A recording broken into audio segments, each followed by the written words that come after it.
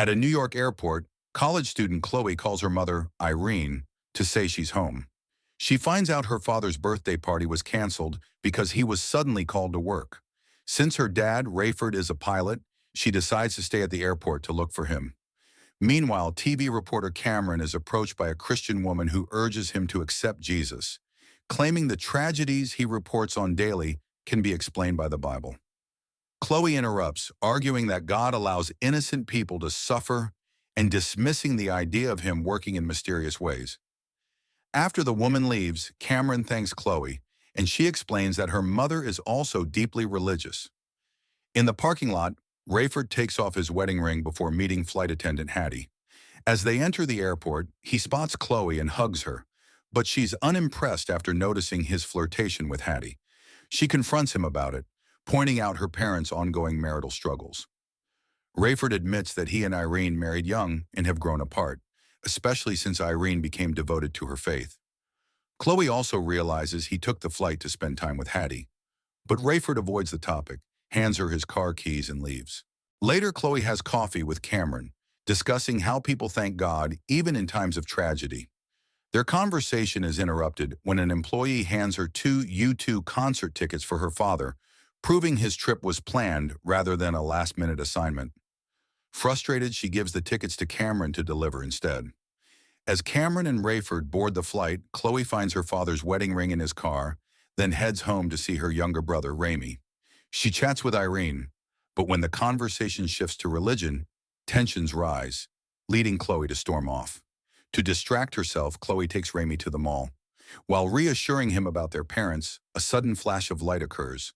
To her horror, Ramy vanishes, leaving only his clothes behind. Around her, people scream as loved ones disappear. Chaos erupts, vehicles crash, and looters ransack stores. A driverless car smashes into the mall, and inside, Chloe finds a deceased passenger.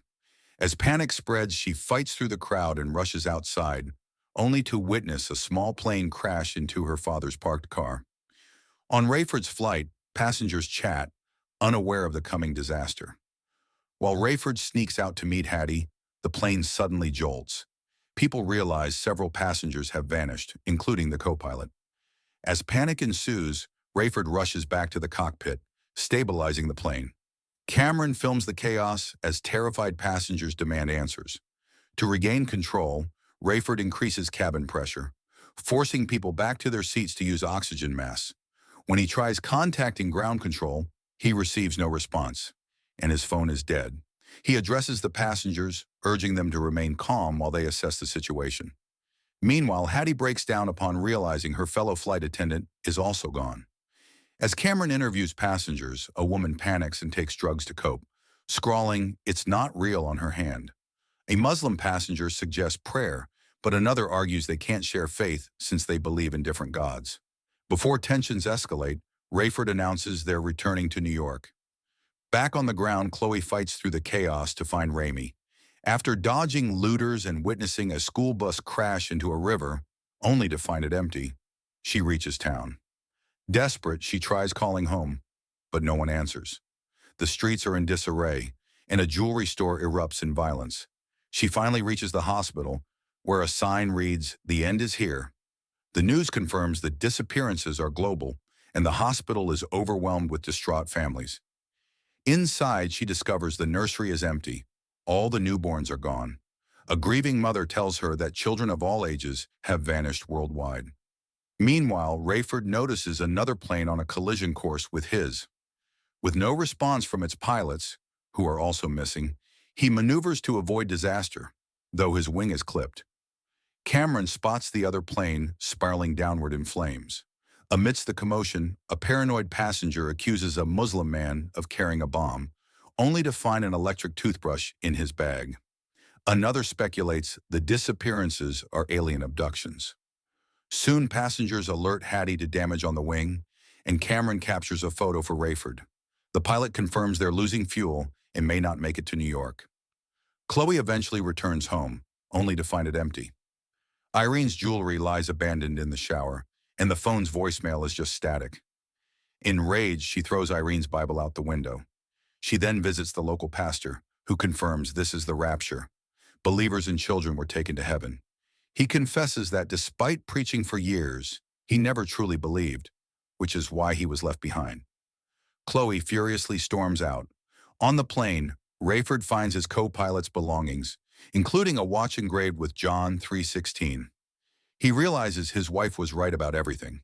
Hattie dismisses the idea and leaves. Meanwhile, a distraught mother pulls out a gun, convinced passengers were sent by her ex-husband to take her daughter. Cameron calms her down by sharing personal stories, eventually convincing her to hand over the weapon. Rayford finally gets through to air traffic control, learning that the disappearances are worldwide. The New York airport is overrun with crash-landed planes, making it impossible to land. The radio cuts out again before he can argue. Realizing he might not survive, Rayford asks Cameron to call Chloe. Though the connection is unstable, Rayford manages to tell her he loves her. Hearing his voice is enough to snap Chloe out of her despair. She abandons her plan to jump off a bridge and races back to town.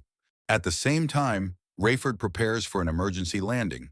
Chloe finds an open construction site and clears an area for the plane. She finally reconnects with Cameron and provides her location coordinates. With their guidance system failing, Cameron uses his phone's map to help Rayford navigate. However, visibility is poor, and the plane is running out of fuel.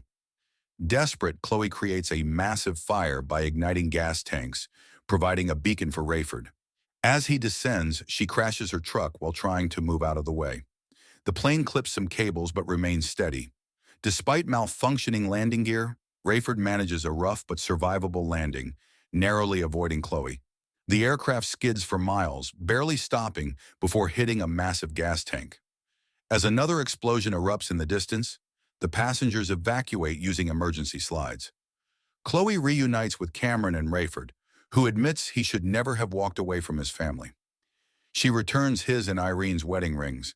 As they turn to look at the burning city, Cameron states it's the end of the world, but Chloe solemnly replies, "It's just the beginning."